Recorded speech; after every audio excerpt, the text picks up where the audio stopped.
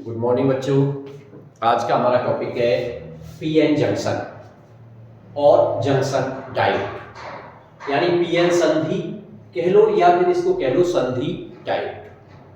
देखिए, पीएन संधि, पी का मतलब पी टाइप सेमीकंडक्टर और एन का मतलब एन टाइप सेमीकंडक्टर, यानी एक पी प्रकार के अर्धचालक को लेकर के और दूसरा एन प्रकार के अर्धचालक को लेकर के अगर पास पास रख दिया जाए, जैसे मान लीजिए ये हमारा पी टाइप का सेमीकंडक्टर है, अर्धचालक है, और ये दूसरा ये एन टाइप का सेमीकंडक्टर है, और दोनों को पास पास आपने रख दिया, पास पास रख दिया, तो ये बन गया आपका P N junction, P N संधि, ये पीएन जंक्शन बन गया। लेकिन पीएन जंक्शन बनाना इतना आसान काम नहीं होता है। अब बनाया कैसे जाता है, क्योंकि ये ठोस है भाई। पी टाइप जो सेमीकंडक्टर है ये भी ठोस है आपका, ये एन टाइप सेमीकंडक्टर है ये भी ठोस है आपका। अब आप दो ठोसों को ऐसे लेकर के आपस में टच कर दो तो भाई ऐसे थोड़ी जंक्शन बन जाएगा, ऐसे थोड़ी आपस में जुड़ जाएंगे। तो फिर बात आती है पीएन जंक्शन बनाया कैसे जाता है। अब देखिए, कल जो हमने पढ़ा था एनर्जी बैंड वाला टॉपिक, पी टाइप सेमीकंडक्टर को एन टाइप सेमीकंडक्टर को, वहां से जो हमें कॉन्सेप्ट ध्यान रखना है वो थोड़ा सा क्या है, उसको एक बार दोबारा से ध्यान दीजिए। पी टाइप सेमीकंडक्टर की बात करें तो पी टाइप सेमीकंडक्टर में जो मेजॉरिटी चार्ज कैरियर थे, जो बहुसंख्यक आवेशवाहक थे, वो होल थे। बहुसंख्यक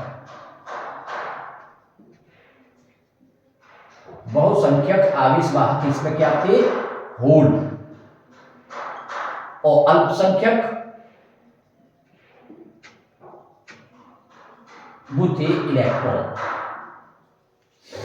तो एक तो ये बात ध्यान रखनी है कि भाई पी टाइप में क्या सिचुएशन है, पी टाइप में मेजॉरिटी होल है, माइनॉरिटी इलेक्ट्रॉन है। ऐसे ही अगर हम एन टाइप की बात करें तो एन टाइप में बहुसंख्यक क्या है, बहुसंख्यक यहां इलेक्ट्रॉन है, क्योंकि एन टाइप बनाने के लिए 5 वैलेंसी वाला मिलाते थे। अब 5 वैलेंसी वाला मिलाने के लिए 4 इलेक्ट्रॉन तो उसके साथ बॉन्ड बना लेते, 1 इलेक्ट्रॉन, तो इलेक्ट्रॉनों की संख्या वहां बढ़ जाती थी, इसलिए ये बहुसंख्यक हो गए थे। और अल्पसंख्यक के रूप में यहां पर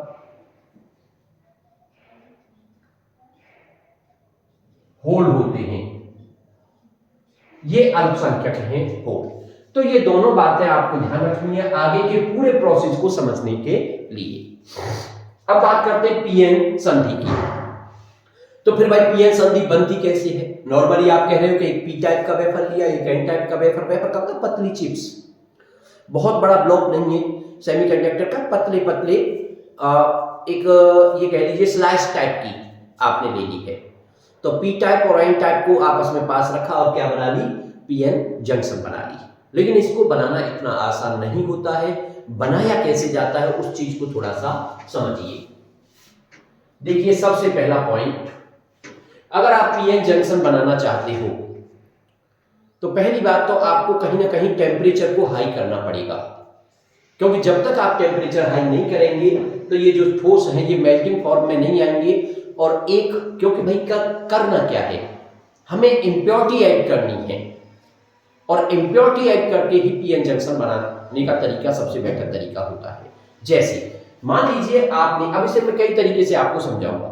सपोज करिए आपने एक एन टाइप का सेमीकंडक्टर ले लिया,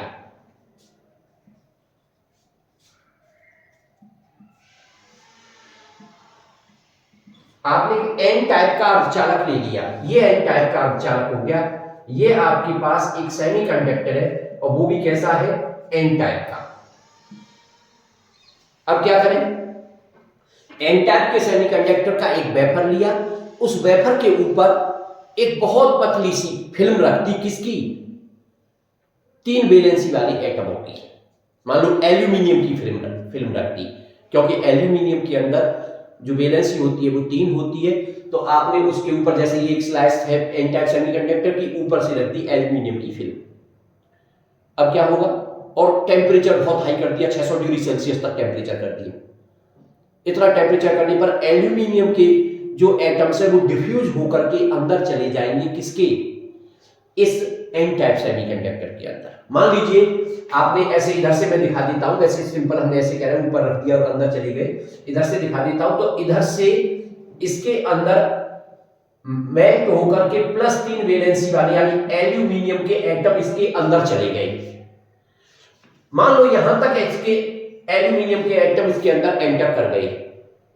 अब एल्यूमिनियम 3 वैलेंसी वाला इसके अंदर चला जाएगा तो इतना रीजन बन गया आपका पी टाइप। पहले से पूरा एन टाइप था, जहां तक एल्यूमिनियम के गए वो पी टाइप बन गया, तो बीच में ये बन गई आपकी P N junction, P N संधि, राइट। सेकंड पॉइंट, सपोज करिए अब की बार आपने पी टाइप सेमीकंडक्टर लिया,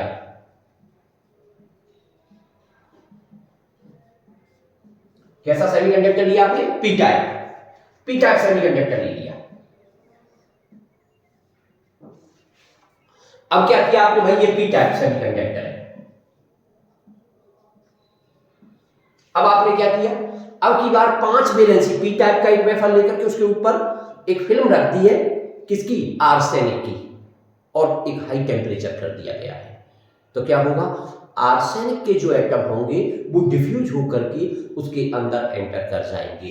मान लीजिए अब की बार आपने इसके अंदर डिफ्यूज करा दिया है +5 वैलेंसी वाले आर्सेनिक को, तो जहां तक आर्सेनिक के मॉलिक्यूल्स इसके अंदर जाएंगे वहां पर इसमें बन जाएगा एन टाइप सेमीकंडक्टर, और ये एन टाइप बन गया पी टाइप, ये पहले से था, ये बन गया आपका P N junction, P N संधि।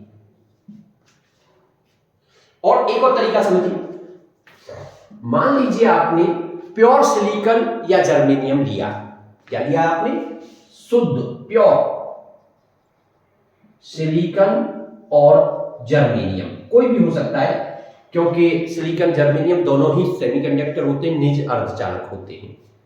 तो आपने ले लिया सब प्योर सिलिकॉन, ये प्योर सिलिकॉन हो गया। अब क्या किया, दोनों साइड से, एक तरफ से तो एल्यूमिनियम की और दूसरी तरफ से आपने क्या रख दिया, आर्सेनिक को रख दिया।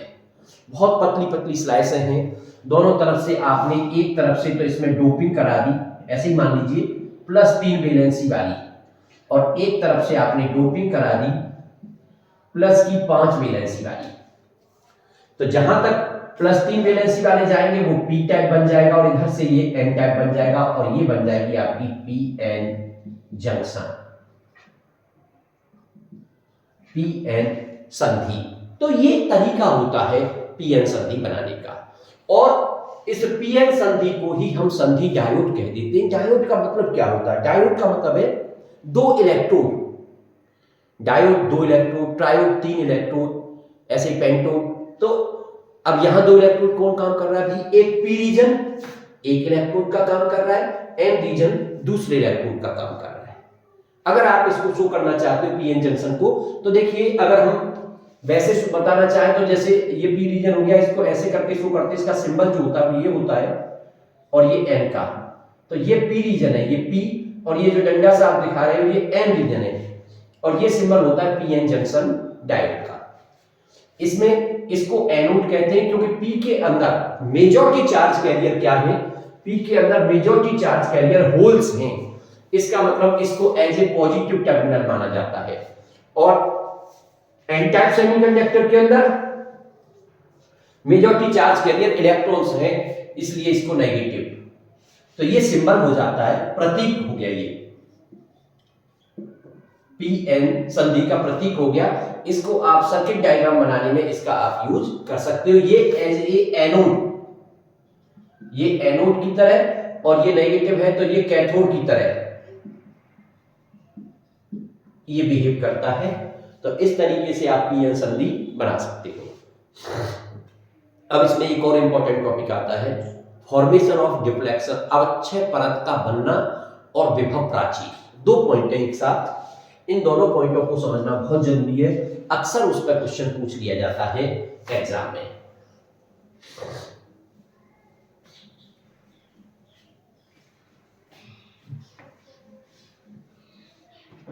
Formation of PN junction, formation of depletion layer, अवक्षय परत, परत का बनना एवं पोटेंशियल बैरियर, विभव प्राचीर,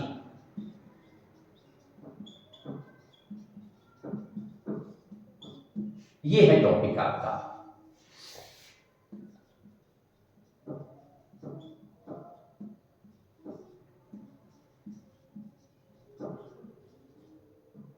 लेयर भी कह सकते हो, रीजन भी कह सकते हो। Formation of depletion layer and potential barrier.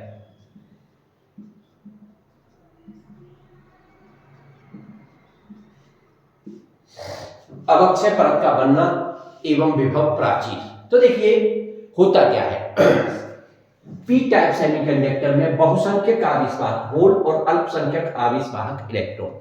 वास्तव में ये होल और इलेक्ट्रॉन ये मूवेबल चार्ज कैरियर हैं। मूवेबल का मतलब गति करने वाले। तो ये जो चार्ज कैरियर है ये गति करने वाले हैं, ये मूव करते हैं। और एन टाइप में बहुसंख्यक में इलेक्ट्रॉन हो जाता है, अल्पसंख्यक में होल, यानी उल्टा हो गया। तो ये गति करने वाले हैं। लेकिन आपको एक चीज ध्यान रखनी है, कोई भी मूवेबल चार्ज कैरियर होगा उसके साथ में एक आयन भी जुड़ा होता है। अगर मूवेबल चार्ज कैरियर नेगेटिव है तो आयन पॉजिटिव होगा, आप जानते हैं अच्छी तरीके से, क्योंकि जब इलेक्ट्रॉन कहीं से निकलता है तो वहां पॉजिटिव आयन बचता है, और अगर ऐसे ही होल निकलेगा तो वहां नेगेटिव आयन होगा। तो वास्तव में ये जो गति करने वाले चार्ज कैरियर हैं ये आयनों के साथ जुड़े होते हैं।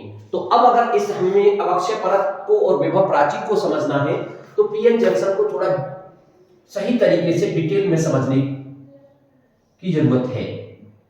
मान लीजिए इस तरीके से आप दिखा रहे हो और ये है आपका पीएन जंक्शन।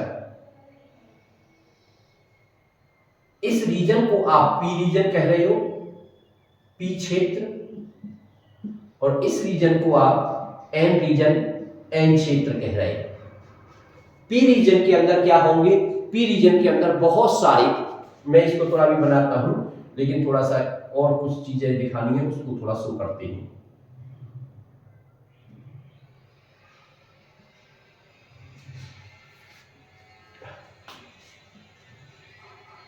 पी रीजन में होल शो होते हैं।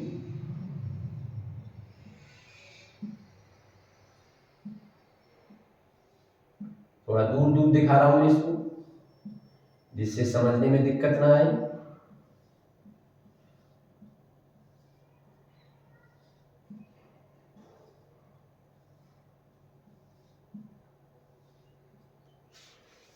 ये होल्स नहीं है, इसके साथ में होल लगा हुआ है।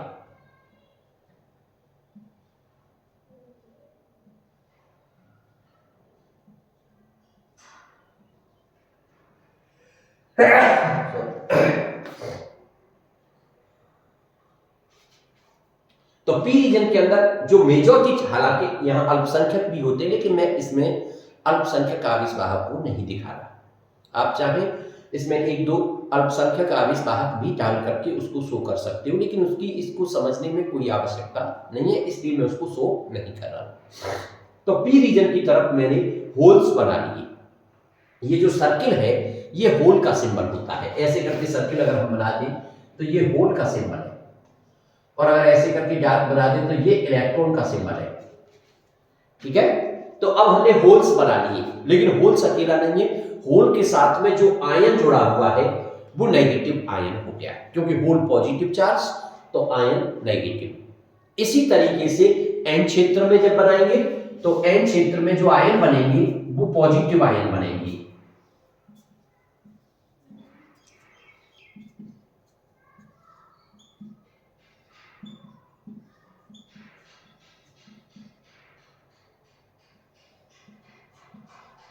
एन क्षेत्र में आयन जो होगा वो पॉजिटिव होगा, और उसके साथ जो चार्ज कैरियर मूव करने वाला होगा वो इलेक्ट्रॉन होता है, वो नेगेटिव होगा। इसका मतलब इनके साथ जो जुड़े हुए चार्ज कैरियर है वो क्या हो गए, इलेक्ट्रॉन हो गए। तो ये मोबाइल चार्ज कैरियर इसके साथ इलेक्ट्रॉन हो गया। चूंकि इलेक्ट्रॉन पे नेगेटिव चार्ज होता है, इसके लिए इसीलिए उसके साथ जो आयन है वो कैसा है, धन आयन है। आयन कभी भी गति नहीं करती, आयन अपनी जगह पर फिक्स रहता है। और ये जो मोबाइल चार्ज के लिए जो इलेक्ट्रॉन और होल नाम दे रहे हो, ये गतिशील होते हैं, ये गति कर सकते हैं। तो ये सिचुएशन है अवक्षय परत को समझने के लिए, विभव प्राचीर को समझने के लिए पीएन जंक्शन की।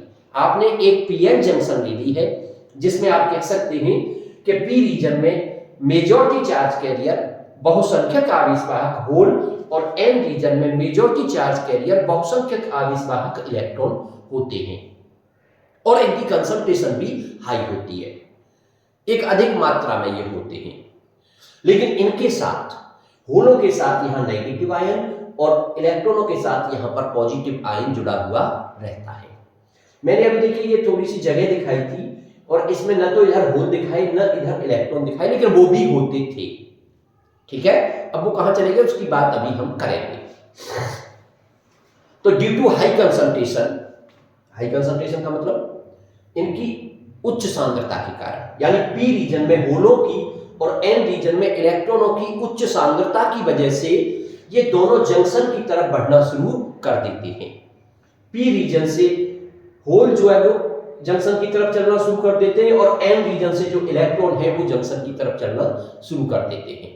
तो जैसे ही इधर से होल और इधर से इलेक्ट्रॉन इधर जंक्शन की तरफ आएंगे तो आपस में जंक्शन पर आकर के they are neutralised to each other, वो एक दूसरे को निरस्त कर देते हैं। क्योंकि आप जानते हो भाई, होल का मतलब है प्लस ई चार्ज और इलेक्ट्रॉन का मतलब है माइनस ई चार्ज, और जब एक दूसरे पर उतने ही पॉजिटिव नेगेटिव तो they are neutralised to each other और चार्ज हो जाएगा 0। ठीक है ना, तो यही चीज आपको लिखनी है।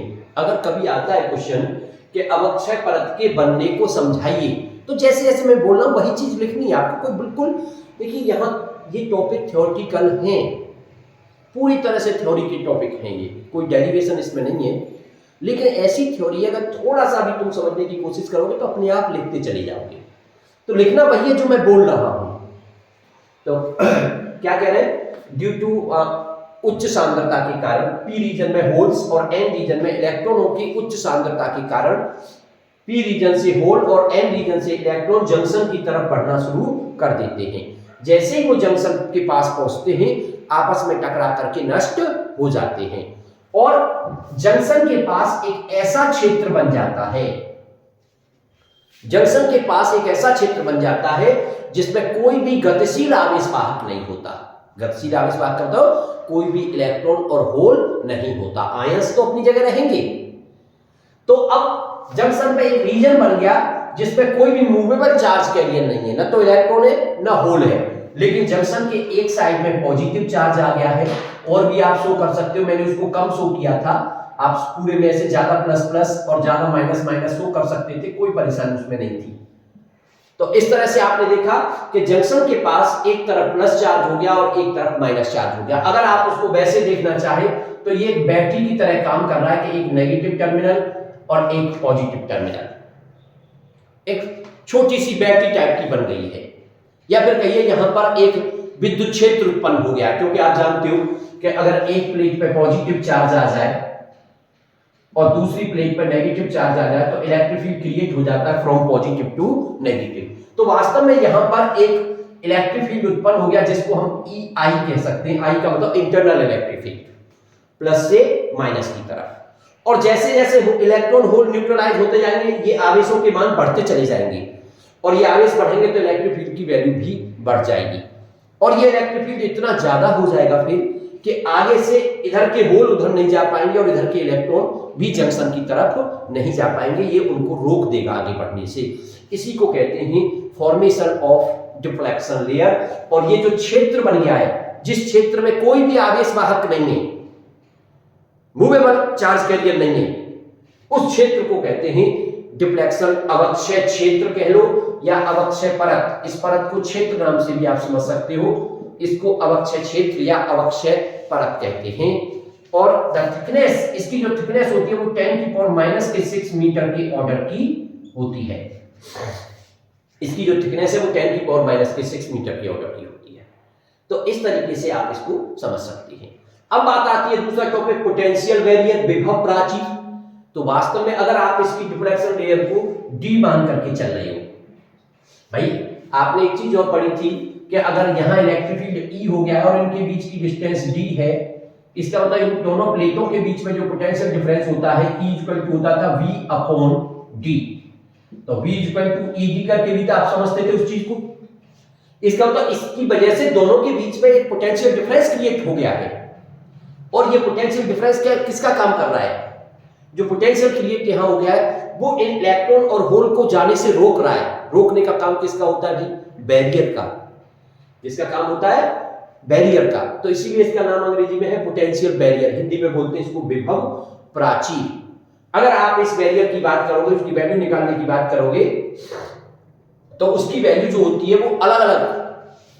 भाई आपने ये जो बनाया है पी रीजन एन रीजन, वो किससे बनाया है? अगर आपने इसको सिलिकॉन से बनाया है तो सिलिकॉन के लिए जो विभव प्राचीर होता है वो 0.7 वोल्ट होता है।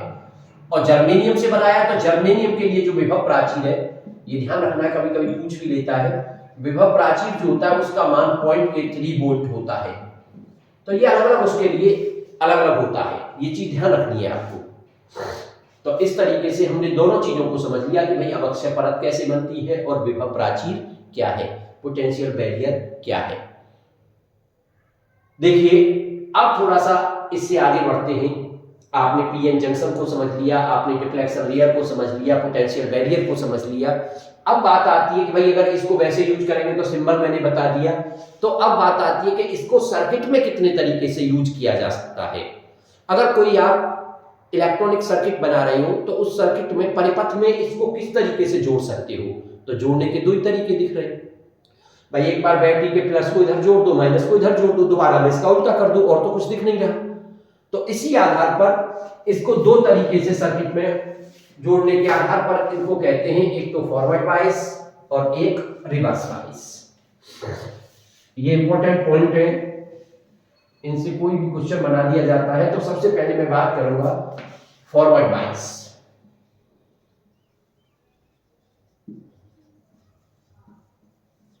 फॉरवर्ड बायस को हिंदी में कहते हैं अग्र अभिनत।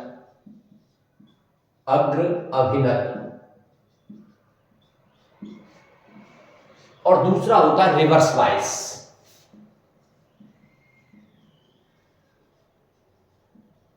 इसको कहते हैं उत्क्रम अभिनत।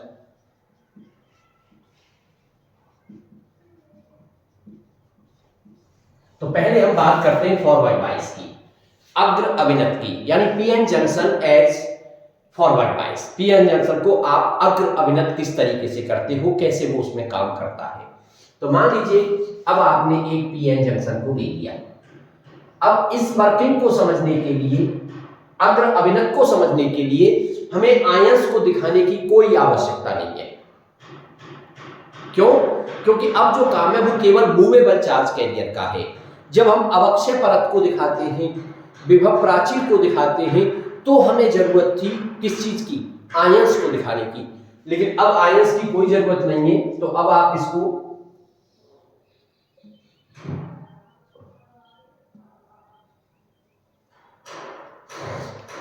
ये आपका पी रीजन है, पी क्षेत्र है, और ये आपका एन क्षेत्र है। आपको फॉरवर्ड बायस करना है तो देखिए सबसे पहले तो आप ये बताएंगे कि फॉरवर्ड बायस करने का तरीका क्या है। आप बता दोगे अगर पीएन जंक्शन को, पीएन संधि के पी रीजन को बैटरी के पॉजिटिव से जोड़ दें और एन रीजन को बैटरी के नेगेटिव से जोड़ दें, तो इसको कहते हैं फॉरवर्ड बायस। बड़ा सिंपल सा है, पी को पॉजिटिव से, एन को नेगेटिव से जोड़ दिया जाए तो इसी को कहा जाता है अग्र अभिनत। अब इसमें होता क्या है उस चीज को समझने की जरूरत है। बड़ा सिंपल सा, जैसे कह रहे हैं वैसे लिखते चले जाना है आपको। इसके अंदर होते हैं होल्स,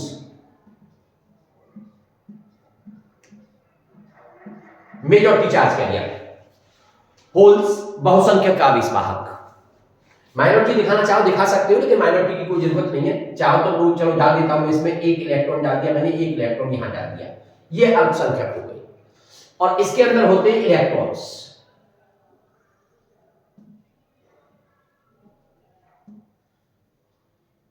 ये इलेक्ट्रॉन्स हो गए। आप जानते थे जब पीएन जंक्शन बन जाती थी तो जंक्शन पर क्या था, इधर का पॉजिटिव नेगेटिव की वजह से इधर से इस साइड में एक इलेक्ट्रिक फील्ड था जिसको कहते थे EI, जिसकी वजह से वहां विभव प्राचीर काम करता था और इसी ने इलेक्ट्रॉन और होल का आना एक दूसरे में रोक दिया। लेकिन जैसे ही आपने बैटरी लगाई तो अब पी रीजन ये प्लस हो गया और ये माइनस हो गया, यानी अब आपने एक बाहर से इलेक्ट्रिक फील्ड अप्लाई करा दिया और बाहर का जो इलेक्ट्रिक फील्ड है उसकी direction from positive to negative, यानी उस इलेक्ट्रिक फील्ड की डायरेक्शन है इधर। अब ये बाहर वाला जो इलेक्ट्रिक फील्ड है ये अंदर वाले इलेक्ट्रिक फील्ड का अपोज कर रहा है, क्योंकि ये चार्ज कैरियर को रोकने का काम कर रहा था लेकिन ये चार्ज कैरियर को मूव कराने का काम करेगा। समझ गए ना? इसका मतलब इसकी वजह से, इस प्लस की वजह से ये होल, क्योंकि पॉजिटिव चार्ज होता है तो सभी होल पे एक फोर्स लगेगा, यानी ये जंक्शन की तरफ बढ़ना शुरू करने लग जाएंगे। लेकिन अगर हम ये कहेंगे ये इंटरनल इलेक्ट्रिक फील्ड से हमारा ये कम है तब नहीं जाएंगे। जब एक्सटर्नल इलेक्ट्रिक फील्ड की वैल्यू इंटरनल इलेक्ट्रिक फील्ड से ज्यादा हो जाएगी तब ये जंक्शन की तरफ बढ़ना शुरू करेंगे। ऐसे ही नेगेटिव की वजह से ये इलेक्ट्रॉन भी जंक्शन की तरफ बढ़ना शुरू करेंगे और ये जंक्शन की तरफ चलना शुरू कर देंगे। इसका मतलब ये हुआ कि अग्र अभिनत में जो चार्ज कैरियर होते हैं, मूवेबल चार्ज कैरियर, वो जंक्शन की तरफ चलने शुरू हो जाते हैं दोनों साइड से। ठीक है, आप कहते थे डिफ्लेक्शन लेयर जिसमें कोई मूवेबल चार्ज कैरियर ना हो। अब ये जब ऐसे क्लोज होते जाएंगे, इसका मतलब ये जो डिफ्लेक्शन लेयर है, अवक्षय परत है, इसका की जो थिकनेस है वो इस केस में क्या हो जाएगी, घट जाएगी। इस केस में इसकी जो थिकनेस है वो कम हो जाएगी। तो ये चीज बहुत इंपॉर्टेंट है, इसको ध्यान रखना है। अवक्षय परत की जो मोटाई है, इसकी जो मोटाई है वो क्या हो जाएगी, कम हो जाएगी। और मोटाई कम होने का मतलब भाई, मोटाई अगर ज्यादा थी क्योंकि उसमें कोई चार्ज कैरियर नहीं होता है, इसका मतलब उसका प्रतिरोध भी ज्यादा हो जाता है, और कम हो जाती है तो प्रतिरोध भी कम हो जाता है। तो आप ये भी कह सकते हो कि फॉरवर्ड बायस में जो प्रतिरोध है वो एक तरह से क्या हो जाएगा, जंक्शन का कम हो जाएगा। पीएन जंक्शन का या जंक्शन डायोड का जो प्रतिरोध होगा वो कम हो जाएगा, मोटाई भी उसकी कम हो जाएगी। अब आगे बढ़ते हैं तो क्या होता है भाई, पी रीजन से होल्स और एन रीजन से इलेक्ट्रॉन जंक्शन की तरफ आना शुरू हो जाते हैं। जैसे ही जंक्शन पर पहुंचेंगे तो मान लो एक इलेक्ट्रॉन होल आपस में रिकम्बाइन हो जाते हैं। एक इलेक्ट्रॉन और एक होल रिकम्बाइन हुए, नष्ट हो गए, खत्म हो गए। अगर ऐसा ही होता रहता तो क्या हो जाता, ऐसा ही होता रहता तो कुछ समय में ही ये सभी इलेक्ट्रॉन और होल आपस में नष्ट हो जाते, पीएन जंक्शन खत्म हो जाता है एक तरह से। ये काम ही नहीं करता हमारा जंक्शन डायोड, लेकिन प्रैक्टिकली ऐसा नहीं होता। तो फिर क्या हो रहा होगा, जैसे ही एक इलेक्ट्रॉन होल पेयर नष्ट होगा, ठीक उसी समय बैटरी के पॉजिटिव टर्मिनल के करीब, यानी यहां पर पीएन जंक्शन डायोड में पी रीजन में बैटरी की तरफ वाला रीजन जो है, इस जगह पर एक कोवेलेंट बॉन्ड ब्रेक होगा। यहां पर एक बॉन्ड टूटेगा, बॉन्ड टूटेगा। जैसे एक इलेक्ट्रॉन होल पेयर नष्ट होगा तुरंत यहां पर एक बॉन्ड टूटेगा, और जब बॉन्ड टूटेगा तो उसमें क्या निकलेगा भाई, उसमें एक तो होल निकलेगा और एक इलेक्ट्रॉन निकलेगा। ये जो होल है ये जंक्शन की तरफ बढ़ना शुरू कर देगा due to electric field, external electric field या ड्यू टू प्लस चार्ज। लेकिन जो इलेक्ट्रॉन है, ये इलेक्ट्रॉन इस वाले वायर में होता हुआ बैटरी के कहां चला जाएगा, पॉजिटिव टर्मिनल पे चला जाएगा। और ठीक इसी समय इसके नेगेटिव टर्मिनल से एक इलेक्ट्रॉन निकल करके कहां चला जाएगा, एक इलेक्ट्रॉन नेगेटिव टर्मिनल से निकल करके एन रीजन में एंटर कर जाएगा। तो कितने नष्ट हुए थे, एक इलेक्ट्रॉन और एक होल, लेकिन एक बॉन्ड टूटने से होल इस रीजन में आ गया और इलेक्ट्रॉन इस रीजन में आ गया, यानी चार्ज कैरियरों की संख्या ज्यों की त्यों बनी रही और इसमें एक करंट फ्लो होना शुरू हो गया। इस तरीके से आप कह सकते हो कि फॉरवर्ड बायस में जो हमारा पीएन जंक्शन होता है उसमें होकर के करंट फ्लो होना शुरू हो जाता है, करंट बहने लग जाती है। किसकी वजह से, मेजॉरिटी चार्ज कैरियर की वजह से। क्लियर? अब यही एक चीज और समझनी है, अगर माइनॉरिटी चार्ज कैरियर को देखा जाए तो उनका क्या हो रहा है भाई? माइनॉरिटी चार्ज कैरियर, इसमें इलेक्ट्रॉन था, अब इलेक्ट्रॉन इस पॉजिटिव की वजह से इधर जाएगा, और इसके अंदर क्या था माइनॉरिटी चार्ज में अगर दिखाओगे तो एन रीजन में होल, और वो होल क्या होगा? इधर जाएगा। तो इलेक्ट्रॉन और होल क्या चल रहे हैं? जंक्शन से दूर जा रहे हैं। ठीक है, तो इनकी वजह से भी एक करंट हो सकती है, लेकिन वो करंट कैसी होगी? बहुत कम होगी।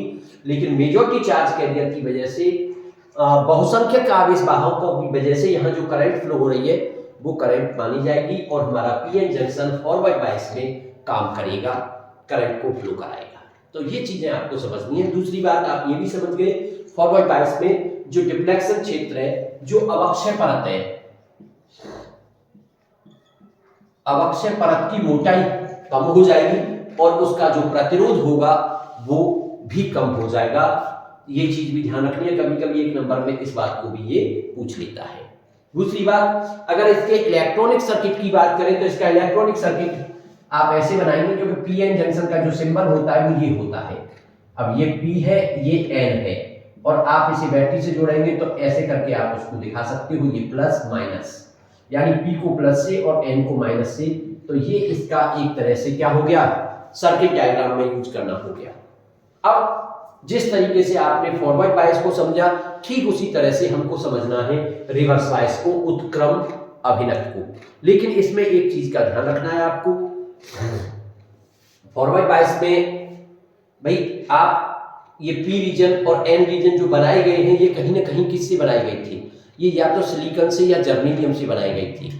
और पोटेंशियल बैरियर जो होता था, मान लो अगर इसको सिलिकॉन से बनाया गया होगा तो इसके लिए पोटेंशियल बैरियर रहा होगा 0.7 वोल्ट। तो ये जो बैटरी यूज की है, जब तक बैटरी की वोल्टेज 0 से 0.7 तक होगी तब तक करंट ज्यादा फ्लो नहीं होगी, क्योंकि बैरियर का काम कर रहा है 0.7 वोल्ट, और जब 0.7 वोल्ट से ये ज्यादा हो जाएगा तो फिर करंट तेजी से फ्लो होना शुरू हो जाएगी। लेकिन अगर ये बना हुआ है जर्मेनियम का, क्योंकि जर्मेनियम के बैरियर, पोटेंशियल बैरियर 0.3 वोल्ट होता था, तो फिर हमारी वैल्यू इसकी 0 से जब तक 0.3 होगी तब तक तो करंट बहुत कम होगी, और फिर करंट क्या हो जाएगी? तेजी से बढ़ना शुरू हो जाएगी। तो ये चीज आपको ध्यान रखनी है। ठीक है, चलिए अब बात करते हैं रिवर्स बायस की।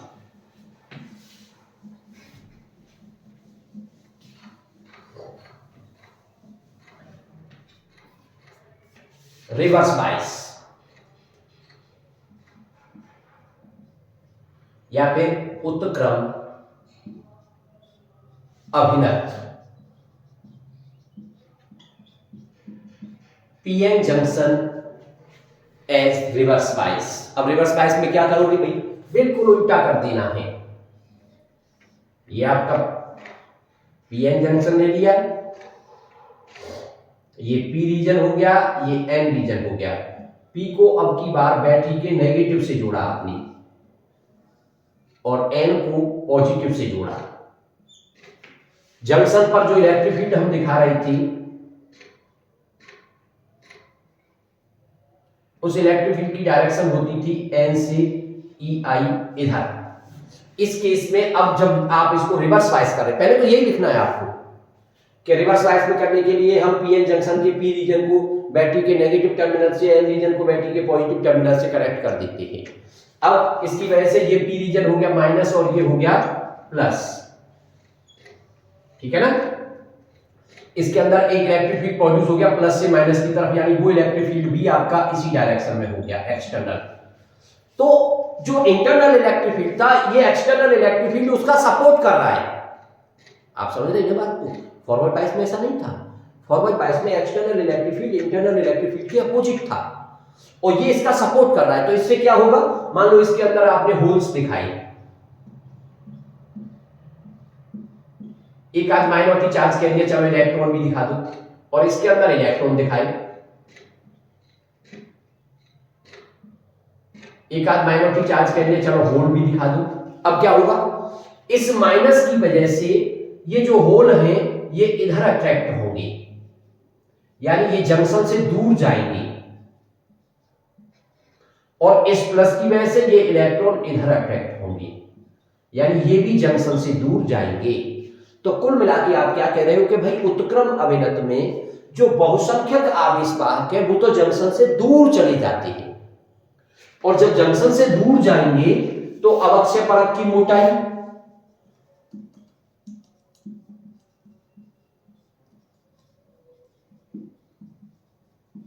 क्या हो जाएगी, बढ़ जाएगी। भाई अवक्षय परत की मोटाई बढ़ गई और इसका प्रतिरोध भी क्या हो जाएगा, उच्च हो जाएगा, जैसे कि वहां पे कम हो जाता था। इसका मतलब अब इसमें कोई भी किसी प्रकार की करंट फ्लो नहीं होगी। बात समझ में आ गई कि नहीं? तो रिवर्स बायस में ये चीज ध्यान रखनी है कि रिवर्स बायस में इस तरह की कोई करंट फ्लो नहीं होती है। दूसरी बात एक और, मान लीजिए आप ये कहते हैं इस केस में आप यहां पे ये चीज शो करते हो कि भाई हम इस वोल्टेज को, रिवर्स वोल्टेज को बढ़ाते जा रहे हैं। उससे पहले एक बात और समझ लीजिए, क्योंकि इसमें माइनॉरिटी चार्ज कैरियर, तो माइनॉरिटी चार्ज कैरियर यहां इलेक्ट्रॉन है, ये माइनस तो माइनस इसको रिपेल करेगा, ये प्लस ये इसको रिपेल करेगा। इसका मतलब माइनॉरिटी चार्ज कैरियर की वजह से इसमें करंट, क्योंकि माइनॉरिटी चार्ज कैरियर जंक्शन को क्या करेंगे, क्रॉस करेंगे, और जंक्शन को क्रॉस करेंगे अगर वो रिकम्बाइन हो जाएंगे तो फिर से कोवेलेंट बॉन्ड टूट करके उनकी संख्या बनी रहेगी। तो अगर कोई करंट फ्लो होगी वो भी किस, उसकी माइक्रो एम्पियर के ऑर्डर की। देखिए फॉरवर्ड बायस में जो करंट होती थी वो मिली एम्पियर के ऑर्डर की होती है। मिली एम्पियर का मतलब 10 की पावर माइनस के 3 एम्पियर के ऑर्डर की, और माइक्रो एम्पियर का मतलब 10 की पावर माइनस के 6 एम्पियर। तो ये बहुत छोटी करंट है, क्योंकि ये माइनॉरिटी अल्पसंख्यक आवेश वाहकों की वजह से फ्लो हो रही है। तो इस तरीके से हम दोनों चीजों को समझ सकते हैं कि भाई फॉरवर्ड बायस क्या है और रिवर्स बायस क्या है। देखिए यहां पे एक चीज और बहुत पूछी जाती है, कभी कभी एक नंबर का क्वेश्चन जो है बड़ा सिंपल सा क्वेश्चन पूछ लिया जाता है एक सर्किट देख करके कि ये फॉरवर्ड बायस है कि रिवर्स बायस है। उसके लिए अगर तुमने केवल ये रटा कि P को प्लस से N को माइनस से, इसका मतलब अग्र अभिनत, और P को माइनस से N को प्लस से उत्क्रम अभिनत। अगर केवल ये रटा तो फिर आप उसको सॉल्व नहीं कर पाएंगे, बल्कि इसको एक और चीज से ध्यान दीजिए, P को प्लस का मतलब उच्च विभव और N को माइनस का मतलब निम्न विभव। यानी फॉरवर्ड बायस का मतलब है, अग्र अभिनत का मतलब P को हाई पोटेंशियल पे रखना है और N को लो पोटेंशियल पे रखना है, तो वो अग्र अभिनत होता है। ऐसे ही उत्क्रम अभिनत में P माइनस पे है, यानी ये निम्न विभव पर है, निम्न विभव लो पोटेंशियल, और N प्लस यानी उच्च विभव। तो ये चीज ध्यान रखना बहुत जरूरी है, इसी से आप इसका पता लगा पाओगे। मैं कुछ एग्जांपल आपके सामने लेता हूं जिससे कि आप इस चीज को क्लियर कर पाए। देखिए मान लो आपने पीएन जंक्शन लिया, इधर आपने इसको जोड़ दिया -3 वोल्ट पर, और इधर इसको आपने मान लो अर्थ से कनेक्ट कर दिया। ये जानते हो ये P होता है, ये N होता है, और आपसे पूछा जाए कि बताओ भाई कैसा बायसिंग है, किस तरह से जोड़ा गया है, अग्र अभिनत में जोड़ा गया है कि उत्क्रम अभिनत में जोड़ा गया है। तो आप देखेंगे कि P जो है वो -3 वोल्ट पर है, और अर्थ का मतलब होता है, अर्थ का मतलब पृथ्वी, और पृथ्वी का मतलब होता है 0 वोल्ट। तो -3 के कंपैरिजन में 0 ज्यादा होता है, तो ये एक तरह से हो गया उच्च और ये हो गया निम्न, यानी P निम्न से और N जो है वो उच्च से। आपका क्या हो गया, ये अभिनत आपकी उत्क्रम अभिनत हो गई। ओके, ये कैसी अभिनत हो गई, उत्क्रम अभिनत। और लीजिए और एग्जांपल लीजिए, मान लीजिए P को आपने लिया -3 वोल्ट पर और N को लिया -5 वोल्ट पर। अब क्या देख रहे हो, P -3 जो है वो बड़ा होता है -5 से, तो ये उच्च हो गया, ये निम्न हो गया, यानी अब की बार ये उच्च निम्न यानी अग्र अभिनत हो गया। तो अब ये अग्र अभिनत हो गया। कभी कभी ऐसे सिंपल क्वेश्चन पूछ लिया जाता है। क्लियर? और भी बहुत सारे बनाए जा सकते हैं, बस आपको देखना है कौन हाई पोटेंशियल पर है, कौन लो पोटेंशियल पर है, और बड़ी आसानी से आप उसको बता दोगे कि बाइसिंग कैसी रही होगी। इसके बाद देखिए जो अगला टॉपिक है इसमें, वो है कैरेक्टरिस्टिक, अभिलाक्षणिक वक्र। दोनों के लिए, फॉरवर्ड बाइस के लिए भी और रिवर्स बाइस के लिए भी अभिलाक्षणिक वक्र खींचे जाते हैं, तो उनको हमें समझना होगा। तो पहले हम बात करते हैं कैरेक्टरिस्टिक कर्व फॉरवर्ड बाइस के लिए। अग्र अभिनत के लिए अभिलाक्षणिक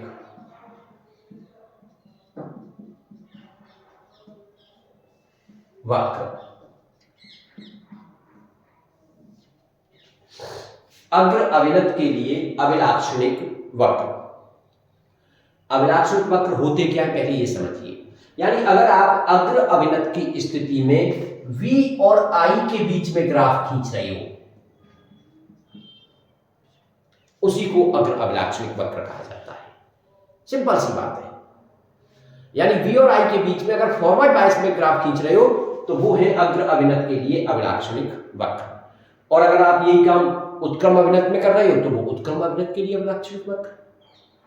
तो अभिलाक्षणिक वक्र जैसा शब्द लग रहा, कहीं सोचो ये क्या चीज आ गई, परेशान होने की जरूरत नहीं है। केवल सिंपल सी बात है कि ये V और I के बीच में खींचा गया ग्राफ है। अब आप V और I के बीच में ग्राफ खींचोगे भाई, मान लीजिए इस पर आप V लेके चल रहे हो और इस पर आप करंट लेके चल रहे हो I, लेकिन आपको मैंने अभी अभी बताया था कि अग्र अभिनत की स्थिति में करंट जो होती है वो मिली एम्पियर के ऑर्डर की होती है। तो करंट जो दी गई है वो मिली एम्पियर में ली गई है। ये 0 हो गया, मान लो 0 से आप कह रहे हो 0.1,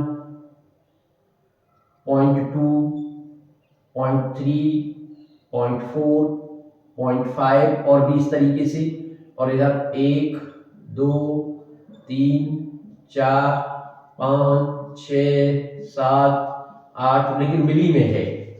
मिली का मतलब होता है 10⁻³ एम्पियर के ऑर्डर की। और ग्राफ खींचना है आपको। तो ग्राफ खींचना तो आप लोग जानते हो कि भाई ग्राफ तो तभी खींचेगा ना कि V की डिफरेंट वैल्यू पे I की डिफरेंट वैल्यू आएंगी, और ये वैल्यू आएंगी कहां से? तो उसके लिए आपको पीएन जंक्शन को फॉरवर्ड बाइस करते हुए और वैल्यू को चेंज करना होगा। देखिए मान लो आपने पीएन जंक्शन ले ली, ये पीएन जंक्शन हो गई। करंट को मेजर करने के लिए आपने एक मिली अमीटर लगा दिया, ये मिली अमीटर लग गया प्लस माइनस।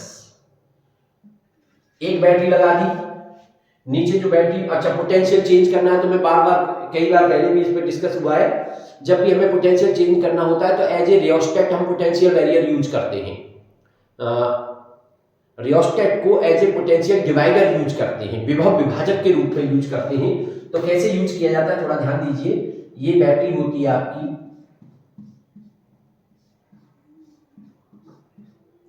और इसके पैरेलल में लगा देते हैं एक रियोस्टेट, ऐसे करके पैरेलल में रियोस्टेट लगा देते हैं। अब क्या करते हैं, एक सिरा इसका इसी से मिला दो, कोई परेशानी नहीं है, ये मिल गया। दूसरे सिरे को इसके ऐसे होते हुए इससे कहीं भी जोड़ दो, और थोड़ा सा नीचे ले लेना, ये यहां जोड़ दिया आपने, और इन दोनों के बीच में लगा दिया एक वोल्ट मीटर। क्योंकि वोल्ट मीटर क्या करेगा, वोल्ट मीटर अब इस केस में वोल्टेज को मेजर करेगा।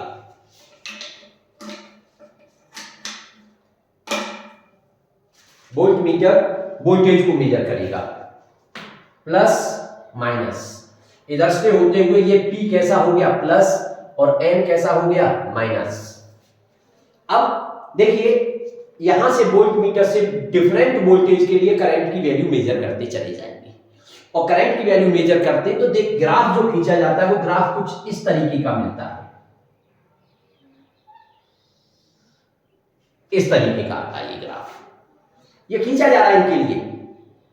ये इस तरीके का आता है। अगर आप यानी पहले जब तक 0.3 वोल्ट है तो वास्तव में ये किसके लिए खींचा गया होगा, जर्मेनियम के लिए। यानी जो हमारा पीएन जंक्शन बना हुआ है, ये पी है, ये एन है, ये किससे बना हुआ है, ये जर्मेनियम से बना हुआ है। क्योंकि जर्मेनियम से बना होगा तो इसके लिए पोटेंशियल बैरियर होगा 0.3 वोल्ट। तो जब तक आपने इस बैटरी की वोल्टेज को 0.3 तक रखा, 0.1, 0.2, 0.3, तब तक करंट की वैल्यू बहुत कम है क्योंकि इतना पोटेंशियल बैरियर है। लेकिन जैसे ही ये 0.3 से बढ़ना शुरू हो जाएगी तो पोटेंशियल बैरियर बढ़ता चला जाएगा, यानी करंट बढ़ती चली जाएगी और करंट रैपिडली बढ़ेगी, तेजी से बढ़ी। अगर आप इसको आगे बढ़ाओगे तो ये पोटेंशियल बैरियर पर ही आकर के इसको कट करेगी। तो यहां पर एक शब्द और आता है इसके लिए, नी वोल्टेज। नी हिंदी में भी नी वोल्टेज, नी विभवांतर करके उसको ध्यान रख सकते हो, नी विभव करके याद रख सकते हो, नी विभव ही बोलते हैं उसको हिंदी में भी, नी विभव। तो नी विभव क्या है, आप एक ऐसे विभव की बात कर रहे हो जिसके लिए अग्र अभिनत में करंट का मान तेजी से बढ़ना शुरू हो जाता है, लीनियरली बढ़ना शुरू हो जाता है, उसको आप नी विभव कह रहे हो। और ग्राफ आपका इस तरीके से निकल करके आ जाएगा। यहीं पर आप एक चीज और समझ सकते हो, देखिए ये ग्राफ ओम्स लॉ को फॉलो नहीं कर रहा है, क्योंकि ओम्स लॉ में क्या होता है भाई, वी और आई के बीच में ग्राफ खींचते हैं तो वो ओरिजिन से जाने वाली एक स्ट्रेट लाइन होती है, लेकिन यहां पर ऐसा नहीं है। इसी को बोला जाता है अग्र अभिनत के लिए अभिलाक्षणिक वक्र। अब देखिए दूसरा, मान लीजिए यही चीज आप उत्क्रम अभिनत के लिए खींचना चाहते हो, तो अग्र अभिनत में आपको एक नी वोल्टेज वर्ड को भी ध्यान रखना है। ऐसी वोल्टेज जिस पर करंट की वैल्यू तेजी से बढ़ी है, लीनियरली बढ़ती चली गई है, उसको आप नी वोल्टेज कह रहे हैं। अब इसको रिवर्स बायस में करना है तो इसको पलट देना होगा आपको। पलटने का मतलब है अब की बार इधर प्लस कर दोगे और इधर आप क्या कर दोगे, माइनस कर दोगे। लेकिन माइक्रो अमीटर, मिली अमीटर की जगह अब की बार माइक्रो अमीटर लगाओगे आप, बाकी सेम रहेगा। अब की बार उत्क्रम अभिनत की हम बात कर रहे हैं, उत्क्रम अभिनत केवल करंट, क्योंकि अब जो करंट होती है वो 10⁻⁻⁶ एम्पियर के ऑर्डर की होती है, तो माइक्रोमीटर लगाएंगे। अब देखिए ये इधर माइनस हो गया है तो ये P माइनस पे आ गया, ये प्लस पे आ गया, ठीक है ना। तो ये थोड़ा सा आपको ध्यान रखना है करंट के लिए। इधर से ये प्लस है तो इसका आप ऐसे दिखा दोगे, ये प्लस माइनस, सेम वही है। अब लेकिन ग्राफ खींचोगे तो अब ग्राफ में दिखाएंगे आप रिवर्स बायस में, तो वोल्टेज मान लो इधर दिखा रहे हो -2, -4, -6, -8, इस तरीके से। इस पर करंट दिखा रहे हो आप नीचे की तरफ, ये तो 0 हो गया, 2, 4, 6, 8, 10, लेकिन ये जो करंट है ये माइक्रो एम्पियर के ऑर्डर की है, यानी 10⁻⁻⁶ की। तो क्योंकि आप जानते हो फॉरवर्ड बायस में तो इसकी थिकनेस बढ़ जाती है, रेजिस्टेंस बढ़ जाता है, तो यहां कोई करंट फ्लो नहीं होती थी। करंट अगर फ्लो होती थी तो वो माइनॉरिटी चार्ज कैरियर की वजह से फ्लो होती थी, इसलिए वो करंट बहुत कम होती है। ऐसे तुम करते चले जाओगे तो करंट की वैल्यू बहुत कम होगी, ऐसे ऐसे ऐसे ऐसे बहुत कम होगी वो करंट। लेकिन जैसे जैसे हम बढ़ाते जा रहे हैं नेगेटिव वोल्टेज को, एक स्थिति ऐसी आएगी कि एक साथ बहुत सारे कोवेलेंट, भाई एनर्जी मिल रही है ना, काइनेटिक एनर्जी, तो एक साथ बहुत सारे कोवेलेंट बॉन्ड टूट जाएंगे और उस स्थिति में क्या होता है, उस स्थिति में करंट का मान एक साथ बढ़ जाता है, वोल्टेज नहीं बदली। ये देखिए ये सिचुएशन बहुत इंपॉर्टेंट सिचुएशन आ रही है कि वोल्टेज नहीं बदला, लेकिन इस सिचुएशन में करंट की वैल्यू बहुत ज्यादा बढ़ गई एक साथ। तो ये जो कैरेक्टरिस्टिक खींच करके आएगा, ये कैरेक्टरिस्टिक हो गया आपका उत्क्रम अभिनत के लिए अभिलाक्षणिक वक्र। और यहां पर ये जो रीजन होता था, इस जगह को हम बोलते थे, उसको एवलांस ब्रेक डाउन कहते हैं, एवलांस भंजन, एवलांस भंजन। कौन सा भंजन, एवलांस ब्रेकडाउन। एवलांस भंजन का मतलब है आपने नेगेटिव वोल्टेज को बढ़ाते बढ़ाते ऐसी स्थिति ला दी है कि एक साथ बहुत सारे कोवेलेंट बॉन्ड टूट गए और चार्ज कैरियरों की संख्या बहुत ज्यादा बढ़ गई है, तो इसको एवलांस भंजन कहते हैं। अगर आप इसके पीछे की तरफ इसको बढ़ा करके जहां ये टच करेगा तो एवलांस भंजन पर जो वोल्टेज होती है उस वोल्टेज को ब्रेक डाउन वोल्टेज, भंजन वोल्टेज, भंजन वोल्टता, या इसी को कहते हैं जेनर वोल्टेज। ये इंपॉर्टेंट पॉइंट है, जेनर वोल्टता बोला जाता है। ये इंपॉर्टेंट पॉइंट है। यानी फॉरवर्ड बायस में जो एक तरह से जो नी विभव का काम कर रहा था वो यहाँ पर जेनर वोल्टेज का, जेनर विभव का काम कर रहा है। इस तरीके से आप समझ सकते हो चीजों को। तो इस प्रकार से आज के वीडियो में इतना रहने देते हैं। केवल एक वीडियो का काम बचा है, PN junction as an rectifier, जो कि बहुत इंपॉर्टेंट टॉपिक है और इनमें से भी आज के वीडियो से एक क्वेश्चन आपको 100% मिलेगा। Thank you.